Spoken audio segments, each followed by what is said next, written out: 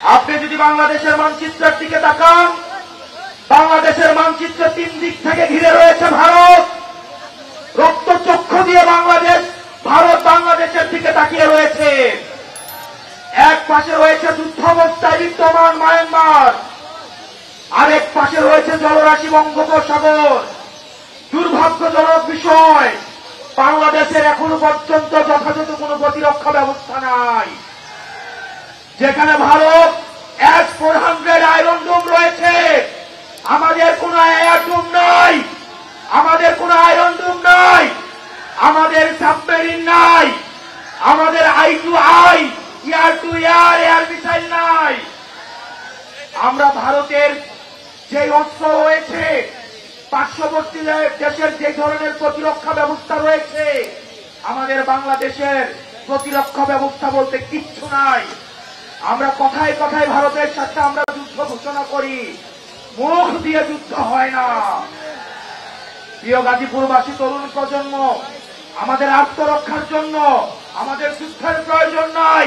আমরা শান্তি চাই, কিন্তু আমাদের আত্মরক্ষার জন্য আমাদের আধুনিক অস্ত্র প্রয়োজন রয়েছে। আমাদের জেট বিমানের প্রয়োজন রয়েছে, আমাদের আধুনিক সাবমেরিনের দরকার রয়েছে, আমাদের অতি দ্রুত আয়রন ডোমের দরকার রয়েছে। সেজন্য আমাদের আধুনিক এই প্রতিরক্ষা ব্যবস্থা ঢেলে সাজাতে হবে। আমরা এনসিপি যদি সুযোগ পাই, আমরা যদি ভবিষ্যতে এনসিপি যদি সুযোগ পাই, আমরা অবশ্যই বাংলাদেশে প্রতিরক্ষা ব্যবস্থায় আমরা অবশ্যই সমৃদ্ধ হব।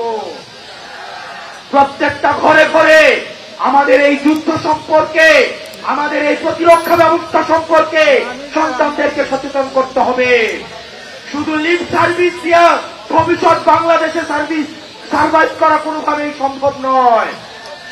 আপনারা জানেন, হাসিনার যে প্রতিরক্ষা ব্যবস্থা, হাসিনা আর্মিকে একটা রাজমিস্ত্রিতে পরিণত করেছে, কনস্ট্রাকশন কোম্পানিতে পরিণত করেছে।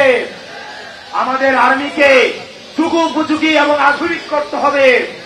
সেটির জন্য আমাদের সেনাবাহিনীর যথাযথ এবং বিশ্বমানের প্রশিক্ষণের মধ্য দিয়ে, বিশ্বমানের অস্ত্র দিয়ে, বিশ্বমানের প্রযুক্তি দিয়ে আমাকে এই সেনাবাহিনীকে ভবিষ্যতের বাংলাদেশের প্রতিরক্ষার জন্য প্রস্তুত করতে হবে।